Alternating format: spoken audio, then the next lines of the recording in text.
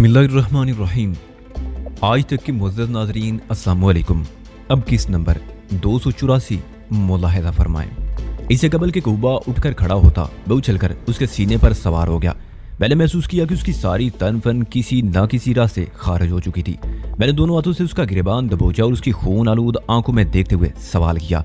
मैंने जो पूछा है जल्दी से बता दो, वरना आज तुम्हें मेरे हाथों से कोई नहीं बचा सकेगा। तुम्हारे भाई को तो मैंने कत्ल नहीं किया, लेकिन मैं ये एहसास तुम्हें जरूर दूंगा। वो कमजोर सी आवाज में कहा। मुझे जो मालूम था वो बता चुका हूँ। तुम बिल्कुल गलत सोच रहे हो। तुम्हारे साथियों पर होने वाली फायरिंग से हमारा कोई ताल्लुक नहीं। तुम लोगों का फायरिंग से ताल्लुक हो या ना हो, लेकिन मेरे मुक्कों का तुम्हारे चेहरे से गहरा ताल्लुक जरूर है, मैंने गुस्सीले लहजे में कहा और 2-4 ताबड़तोड़ पंच उसके थोबड़े पर रसीद कर दिए। वो तकलीफ की शिद्दत से चिल्ला उठा। उसका चेहरा पहले ही मेरी किक्स और पाई से बुरी तरह जख्मी हो चुका था। इन तूफानी मुक्कों ने सोने पर सुहागे का काम किया और उसकी नाक मुंह से खून जारी हो गया। उसका खून आलूद चेहरा बड़ा हुय्यतनाक मंजिर पेश कर रहा था। मुझे शक हुआ कि वो कहीं बेहोश ना हो जाए। वो ग्रीन बेल्ट वाले बंगले पर बेहोशी का मुजाहरा कर चुका था। वहां तो वो शाकर अली के साथ होने वाले शानदार सलूक को देखकर बेहोश हुआ था, और वो बेहोशी भी आरती थी, लेकिन मुझे यकीन था ये बेहोशी उसके लिए दायमी साबित हो सकती थी। मैंने उसके गालों पर थप्पड़ रसीद करके उसे झंझोर डाला और दांत कुचकुचाते हुए कहा, तुम्हारा आखिरी वक्त आन पहुंचा है। सच का इकरार कर लो, वरना। मैंने जुमला अधूरा छोड़ा और पिंडली पर बंधे हुए खंजर को उसके केस में से बाहर निकाल लिया। फिर उसे कूबा की निगाहों के सामने लहराते हुए कहा, इस जादूगर को पहचानते हो ना? इसने अपने चमत्कार से तुम्हारे दोस्त शाकर अली को व्हील चेयर का तोहफा दिया है। आज यही जादूगर तुम्हें कफन का नजराना पेश कर देगा। मेरे लहजे में इतनी संगीनी थी कि वो थर थर कांपने लगा। मुझे अपने नीचे उसका वजूद फड़फड़ाता हुआ महसूस हुआ। फिर उसके होंठों को जुम्बश हुई। उसने कुछ कहने के लिए लबों को हरकत दी तो खून के छींटे उड़े जो मेरी शर्ट को दागदार कर गए। इसी दौरान मेरी समाज से कूबा की लरजती हुई खून आलूद आवाज टकराई, तुम्हें खुदा का वास्ता है, मेरी बात को समझने की कोशिश करो। मैं बड़ी से बड़ी कसम खाने को तैयार हूँ। तुम्हारे साथियों के कत्ल में हमारा कोई हाथ। मैंने उसका जुमला मुकम्मल होने से पहले खून ख्वार लहजे में कहा, कसमें तो शाकर अली ने भी बहुत खाई थी कि वो मीर बख्श के बारे में कुछ नहीं जानता, लेकिन उस जादूगर को अपना कमाल दिखाना ही पड़ा। शाकर पर इसने पाँव की जानिब से अमल शुरू किया था। तुम्हारी बारी सर की तरफ से आएगी और इस सितमगर की नोक सबसे पहले तुम्हारी आंखों का मिजाज पूछेगी। बात खत्म करते ही मैंने खंजर की नोक को उसकी पेशानी पर दोनों आंखों के दरमियान चुभो दिया। वो तकलीफ की शिद्दत से बिलबिला उठा। उसी वक्त बालाई मंजिल से उठा पटक की आवाजें आने लगी। गोया वहां भी कार्रवाई का आगाज हो गया था। मेरे पास वक्त बहुत कम है, तुम जबान खोलते हो या मैं अपना काम शुरू कर दूं। बालाई मंजिल पर उभरने वाली आवाज वो भी सुन चुका था। उसने थरथराते हुए लहजे में पूछा, क्या तुम्हारे साथ कुछ और लोग भी हैं? सवाल नहीं, सिर्फ जवाब। मैंने खंजर के दस्ते पर दबाव बढ़ाते हुए घुर्रा कर कहा। उसने जबड़े बींचकर खंजर से पहुंचने वाली तकलीफ को बर्दाश्त करने की कोशिश की, लेकिन अपनी बात पर डटा रहा। मुझे एक लम्हे को शक गुजरा। मौत को सामने देखकर जबान बेसाख्ता सच बोलने लगती है। सिचुएशन के मुताबिक मौत कूबा से ज्यादा दूर नहीं थी, बल्कि उसके सीने पर सवार थी। अगर अभी तक वो मेरे साथियों के कत्ल से इनकारी था, तो इसका मतलब कहीं और तो नहीं था कि वो वाकई इस मामले से लाताल्लुक हो। उसने तो अभी तक ये भी तस्लीम नहीं किया कि ग्रे पेजेरो उसकी मलकियत है। मुमकिन है शोएब घोरी की तस्दीक में कोई सिकम रह गया हो। कूबा हकीकत को तस्लीम करके अपनी जान बचा सकता था। अगर वो ऐसा नहीं कर रहा था तो फिर या तो उसे अपनी जान प्यारी नहीं थी, या फिर उसके साथ ही मेरे साथियों की मौत के जिम्मेदार नहीं थे। जान तो अलबत्ता सबको प्यारी होती है। अपनी जान बचाने के लिए इंसान दूसरों की जान ले लेता है। मैं कूबा के साथ मजीद सलूक के बारे में सोच ही रहा था कि बालाई मंजिल से नुस्वानी चीखों की आवाजें आने लगी। उसके साथ ही कलाशन गरज उठी। इस सूरत हाल में कूबा के साथ मजीद वक्त जाया मैं नहीं कर सकता था, लेकिन मेरे किसी अमली इकदाम से पहले ही उसने अपने हाथ छोड़ दिए। मैंने पूरी शिद्दत से उसे झुंझोर डाला, लेकिन उसमें कोई हरकत पैदा न हुई। वो गहरी बेहोशी में जा चुका था। इसे आगे सोचने के लिए मेरे पास वक्त नहीं था, क्योंकि बालाई मंजिल पर फिर फायरिंग होने लगी थी।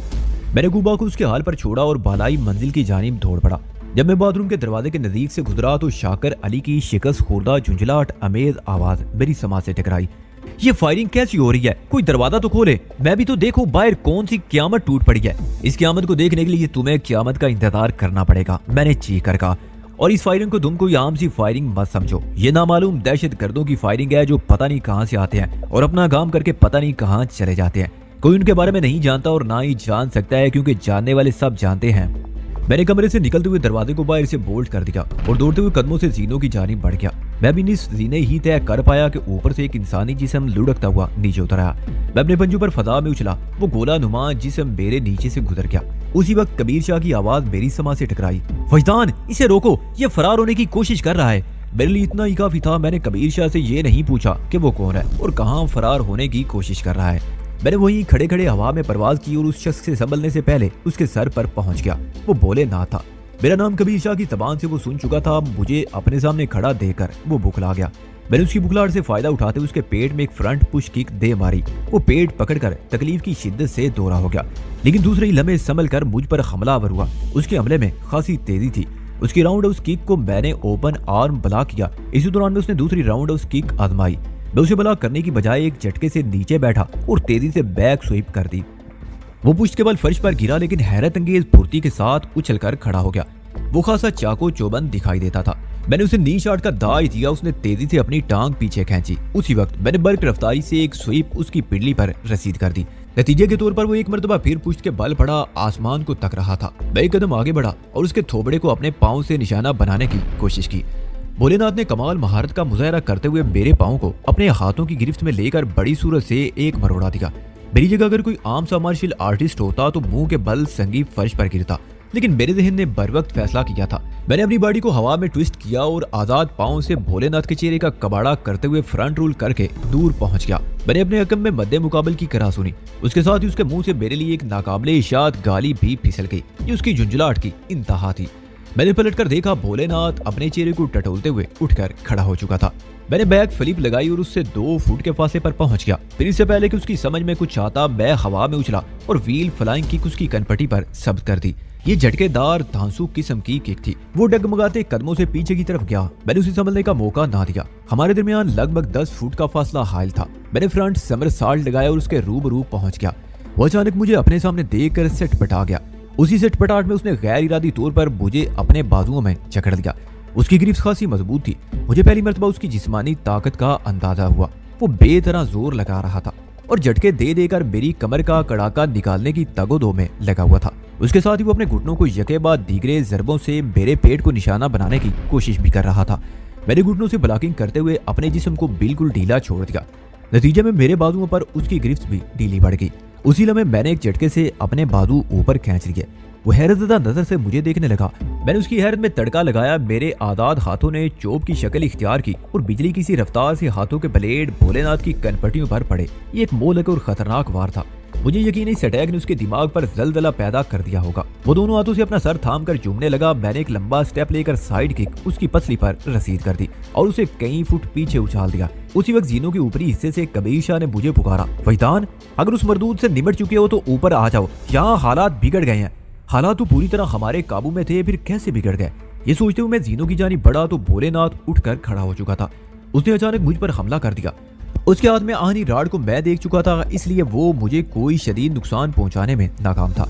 अगर इंसान के हाथ मजबूत और बाजू ताकत से भरपूर हो तो फिर किसी हथियार या औजार के बगैर भी वो बहुत कुछ कर दिखाता है, लेकिन जब बाजू 10 कमजोर पड़ने लगे तो असला बोझ महसूस होने लगता है। भोलेनाथ की मैं इतनी दुर्गत बना चुका था कि वो आहनी राड उसके हाथ में इंतहाई मुज़ीका खेज लग रही थी। फिर जब उसने राड से मुझ पर हमला किया तो इस मुज़ीका खेजी में कई चंद इजाफा हो गया। मैंने उसके राड वाले बाजू को हवा में आउटर बला किया, फिर एक स्टेप अंदर आते हुए खतरनाक सोलर पंच उसके सीने के वस में रसीद कर दिया। वो ऊंची आवाज निकालते हुए किसी कटे हुए शैतीर की मानद जमीन बोस हो गया। अब उस जमीन से उसके उठने के इम्कानात 0 से ज्यादा नहीं थे। मैं बालाई मंजिल पर पहुंचा तो एक कमरे में वहशतनाक मंजर ने मेरा इस्तकबाल किया। जमाल और 2 औरतें खून में लथपथ कमरे के फर्श पर पड़े थे। जमाल के हाथ में एक रिवाल्वर दबा हुआ था। वो तीनों जिंदगी से बहुत दूर थे, मौत की आगोश में पहुंच चुके थे। मैंने सवालिया नजरों से कबीर शाह की तरफ देखा। जब मैं ज़ीरी मंजिल पर कूबा से दस्तों पंजा कर रहा था तो मैंने बालाई मंजिल पर 2 मरतबा फायरिंग की आवाजें सुनी थी। एक बार फायरिंग के साथ नुस्वानी चीखें भी शामिल थी। मैं क्या करता, ये सब कुछ मजबूरी में करना पड़ा। कबीर शाह ने कलाशन को सहलाते हुए कहा, अगर मैं ब्रेस्ट ना मारता तो जमाल मुझे गोली का निशाना बना देता। इन दोनों की कमबख्ती ये कि खौफजदा होकर जमाल के पीछे जा छुपी थी, इसलिए जान से हार गई।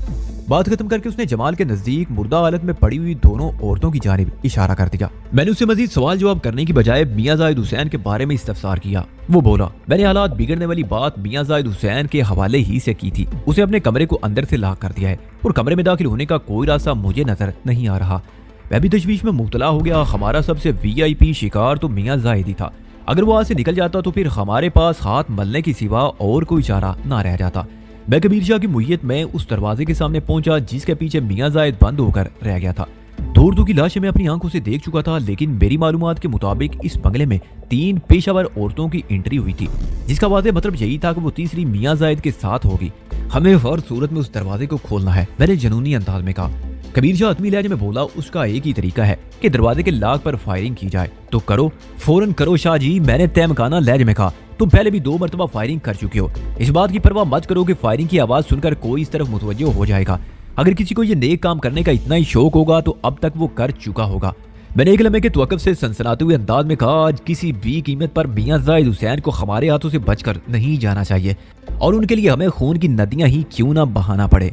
मेरी बात खत्म होती ही कबीर शाह ने एक ब्रेस्ट मारा और दरवाजे की लाक वाली साइड को उधेड़ कर रख दिया। उसी लम्हे मैंने ब्रेथिंग पावर का इस्तेमाल करते हुए डबल हैंड पुश दरवाजे के तख्ते पर दे मारा। दरवाजा धड़ से खुल गया। हम धक्का मारकर दरवाजे के अंदर दाखिल हुए तो एक खौफनाक नुस्वानी चीख ने हमारी समातों को खुरच डाला। फिर अगले लम्हे चीखने वाली की सूरत भी नजर आ गई। वो सूरत खासी खूबसूरत थी। वो जो कोई भी थी इस वक्त अपने लिबास को पहनने की कोशिश में थी। फायरिंग और फिर दरवाजे के अचानक खुलने से वो बुरी तरह बदहवास हो गई थी और उसी बदहवासी में उसके हल्क से चीख बरामद हुई थी। जबकि हाथ से लिबास छूट गया, उसके बदन पर सिर्फ चंद लिबासों के सिवा कुछ न था। ये तकल्लुफाती लिबास उसके कुंदन वजूद की पर्दापोशी के लिए इंतहाई नाकाफी था, इसलिए वो दोनों हाथों की मदद से जिस्म ढांपने की नाकाम कोशिश कर रही थी। हमें अपने सामने मौत के फरिश्तों के रूप में खड़ा देखकर उसकी आवाज बंद होगी। वो लरजीदा आवाज में बोली, तुम कौन हो लोग? हमारे बारे में तुम्हें PhD करने की जरूरत नहीं। मैंने घुर्रा कर कहा, अगर जिंदगी चाहती हो तो फौरन बताओ मियाँ जी किधर है। मैंने कमरे में दाखिल होते ही अंदाजा कर लिया था कि मियाँ जाहिद हुसैन वहां मौजूद नहीं था। उस औरत के हल्क से मेरे सवाल के जवाब में एक सरासीमा आवाज बरामद हुई। वो उस तरफ गया। साथ ही उसने मगरबी दीवार में मौजूद एक बंद दरवाजे की समत इशारा कर दिया। मैंने कबीर शाह से कहा, तुम इस औरत पर तवज्जो रखते हुए इसी लिबास पहनने की मोहलत हो। मैं इतनी देर में उस दरवाजे का हाल व अहवाल मालूम करता हूँ। फिर मैंने खौफजदा काल गर्ल से मुखातिब होते हुए पूछा, क्या नाम है तुम्हारा? रक्षी। उसने बताया, तुम्हारे साथ आने वाली दूसरी 2 गर्ल तो अपनी सांसें पूरी कर चुकी। अगर तुम मजीद जीने की ख्वाहिशमंद हो तो किसी किस्म की गलत बयानी करना और ना ही कोई होशियारी दिखाने की कोशिश करना। तो क्या नादिश और सुरला? वो जुमला अधूरा छोड़कर वैसे ज़्यादा नजर से मुझे तकने लगी।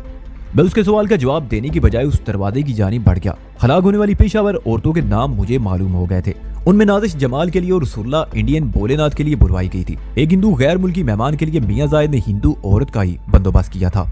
मैंने दरवाजे पर दबाव डालकर देखा, वो अंदर से लॉक किया गया था। उसका हैंडल भी उसी वजह से घूमने से इनकारी था।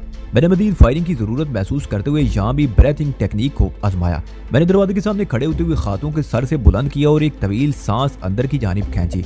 फिर सांस छोड़ते हुए बाजुओं को कलाइयों के मुकाम पर क्रॉस करते हुए पुश्त पर ले गया। उसके बाद वापस पहलुओं की जानिब हाथों को लाते हुए मैंने अपने फेफड़ों को पूरी तरह सांस से भर लिया। अब मैं अटैक के लिए तैयार था। चुनाचे सांस को एक थ्रस्ट के साथ बाहर खारिज करते हुए मैंने दोनों हथेलियों को एक जोरदार झटके से दरवाजे पर लाक के नजदीक इस्तेमाल किया। हथेलियों की इस पुश में इतनी कुव्वत थी कि दरवाजा एक मखसूस आवाज के साथ खुल गया। इस किस्म के ब्रेथिंग पुश की मदद से बाज़ औक़ात एक दीवार को भी आसानी से गिराया जा सकता है।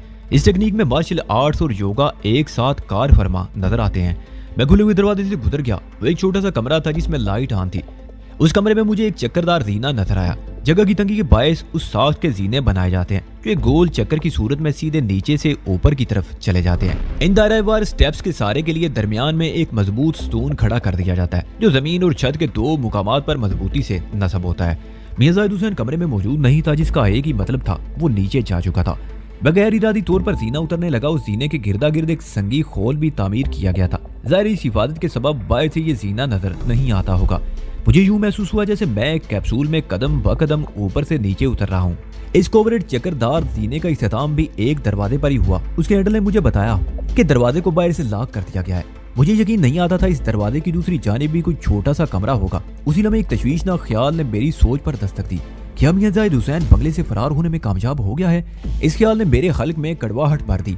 मैं तेज रफ्तारी से जीना चढ़ते हुए ऊपर जाने लगा। जीनी दरवाजे को तोड़कर या खोलकर बाहर निकलना बेकार था, क्योंकि अगर मियां जाहिद वाकई वहां से फरार हो गया तो फिर वो बंगले की ज़रीम मंजिल पर कहीं नहीं मिल सकता था। मैं जब वापस मियां जाहिद के कमरे में पहुंचा तो रक्षी नामी वो पेशावर औरत मुकम्मल लिबास में आ चुकी थी। वो एक खुश शक्ल और दावत अंगेज बदन की मालिक थी, जिसका सरापा देखने वाले में सनसनी दौड़ा देता था। उसकी उम्र 30 के करीब होगी। मैंने छूटते ही रक्षी से सवाल किया, वो खबीस कितनी देर पहले उस कमरे में गया था? मेरा इशारा उस दरवाजे की जानिब था जिसे मैंने ब्रेथिंग टेक्निक के जरिए खोला था। रक्षी ने मेरे सवाल के जवाब में बताया, जब पहली मर्तबा फायरिंग हुई तो मियां जी मुझे यहीं ठहरने का कहकर उस दरवाजे में गायब हो गया था। गोया ये 15-20 मिनट पहले की बात थी। यह वक्फा उसके फरार के लिए काफी था, लेकिन इसी दौरान में मैंने बंगले के अंदर या बाहर किसी गाड़ी के स्टार्ट होने की आवाज नहीं सुनी थी। इससे यही जाहिर होता था कि मियां जाहिद अली वहां से कोई गाड़ी नहीं लेकर गया था। फिर मुझे याद आया, थोड़ी देर पहले जब मैं भोलेनाथ को लपकना झपटना सिखा रहा था, उस वक्त मैंने बंगले के गेट को बंद देखा था।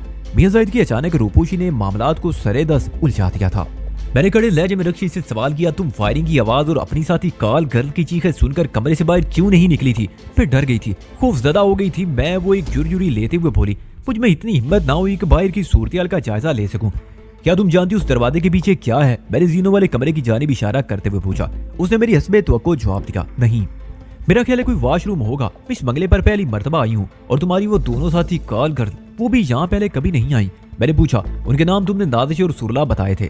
सुरला नाम से तो जाहिर होता है वो कोई हिंदू औरत होगी। सुरला वाकई हिंदू औरत थी, रक्षी ने अफसोसनाक अंदाज में कहा। उसे अपनी पेशावर साथी की मौत से दचका पहुंचा था। मियाँ जी ने अपने हिंदू मेहमान भोलेनाथ के लिए सुरला को मंगवाया था। फिर अचानक जैसे उसे कुछ याद आ गया और पूछने लगी, दूसरे कमरे में भोलेनाथ और जमाल नामी 2 गैर मुल्की मेहमान ठहरे हुए थे, वो कहाँ है? मैंने जुमानी अंदाज में कहा, वो बेचारे तो जा चुके जहाँ उन्हें जाना था। कबीर शाह ने रक्षी से पूछा, क्या वो वाकई गैर मुल्की मेहमान एक कमरे में ठहरे हुए थे? मैं उन चारों को एक ही कमरे में नाकाबिले बयान हालत में देखकर हैरान रह गया था। इस हवाले से मेरा दिमाग अभी तक चकरा रहा है। रक्षी ने बड़े खुले डुले अंदाज में बताया, हाँ यार, वो दोनों बहुत गहरे दोस्त हैं। मुझे मालूम है वो अच्छा बुरा हर काम एक साथ मिलकर करते हैं। रक्षी के लहजे में किसी किस्म की हिचकिचाहट या झिझक मौजूद नहीं थी। उसने जमाल और भोलेनाथ के लिए खाल का सीगा इस्तेमाल किया था, जिससे यही जाहिर होता था कि वो उनकी संगीनी से आशनाई हासिल नहीं कर सकी थी। कबीर शाह ने रक्षी से सवाल किया, तुम लोगों का ताल्लुक किस अड्डे से है? मैडम रोजी, उसने 2 लफ्जी जवाब दिया। वो दरख्शां वाली मैडम रोजी? बिल्कुल वही। मैंने हैरत का इजहार करते हुए रक्षी से पूछा, क्या तुम्हारी मैडम के पास हिंदू लड़कियां और औरतें भी हैं? सब हैं जनाब, वो एक अदा से बोली। हर रंग नस्ल के नगीने मिल जाएंगे मैडम रोजी के अड्डे पर, आप हुक्म तो करके देखें। कबीर शाह ने मुझसे मुखातिब होते हुए कहा, वैदान, ये पेशा बहुत तरक्की कर चुका है, लगता है इस सिलसिले में तुम्हारी मालूमात महदूद है। मेरी मालूमात तो महदूद नहीं है, मैंने कहा, लेकिन पाकिस्तान में इस किस्म के कारोबार के बारे में और इतनी वुसअत के साथ मैं तसव्वुर भी नहीं कर सकता। बोले बादशाह। कबीर शाह ने मेरे कंधे पर हाथ रखते हुए कहा, इस किस्म के कारोबार मुल्क नहीं बल्कि लोग करते हैं, जो हर जगह पाए जाते हैं। पाकिस्तान भी इसी दुनिया के एक मुल्क है। कबीर शाह की बात पूरी हुई थी कि रात के सन्नाटे में किसी गाड़ी के इंजन के स्टार्ट होने की मुहीब आवाज उभरी। हम दोनों ने बैक वक्त चौंक कर एक दूसरे की जानिब देखा। उसी लम्हे बंगले के ज़रीई हिस्से में गाड़ी के टायरों की मखसूस चिरचिराहट सुनाई दी। हम दोनों लपक कर कमरे से बाहर आए। किसी सवालों जवाब का वक्त ना था और ना ही मौका। ये बात तय थी कि कोई इस बंगले से बड़ी जल्दी में रवाना हो रहा था और वो कोई मियां जाहिद हुसैन के सिवा और कोई नहीं हो सकता था। वहाँ मौजूद बाकी तमाम अफराद को हमने मुनासिब तौर पर फिट कर दिया था। वालाई मंजिल की बालकोनी से झुककर जब नीचे देखा गया तो एक अफसोसनाक मंदिर से सामना हुआ। बंगले का गेट पूरी तरह खुला हुआ था और उस गेट में से एक कीमती गाड़ी बाहर निकलकर सड़क पर चढ़ चुकी थी। हमारी बेखबरी में उसने बड़ी खामोशी से गेट खोल दिया था। कबीर शाह ने एक झटके से कलाशनकोव सीधी की, मगर इससे पहले कि वो फायरिंग करता, वो कीमती गाड़ी एक मोड़ काट कर हमारी नजरों से ओझल होगी।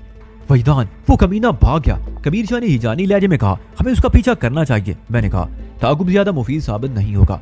जब तक हम बंगले के कम में पहुंचकर अपनी मोटरसाइकिल को संभालेंगे, मियां जाहिद कहीं से कहीं निकल चुका होगा, लेकिन इसका मतलब ये नहीं कि हम उसे खामोशी से जाने देंगे। बात खत्म करते ही मैंने उन जीनों की जानिब दौड़ लगा दी जो हमें ज़ेरी मंजिल पर पहुंचा सकते थे। हम पहलू पे पहलू दौड़ते हुए नीचे आए, फिर बंगले के अकबी हिस्से की जानिब बढ़ गए। गेट में से निकलकर बंगले के अकब में पहुंचने के लिए हमें कम से कम 10 बंगले घूम कर आना पड़ता। जबकि हम जो रास्ता इख्तियार करके बंगले में दाखिल हुए थे, उसी राह से फौरी वापसी मुमकिन थी।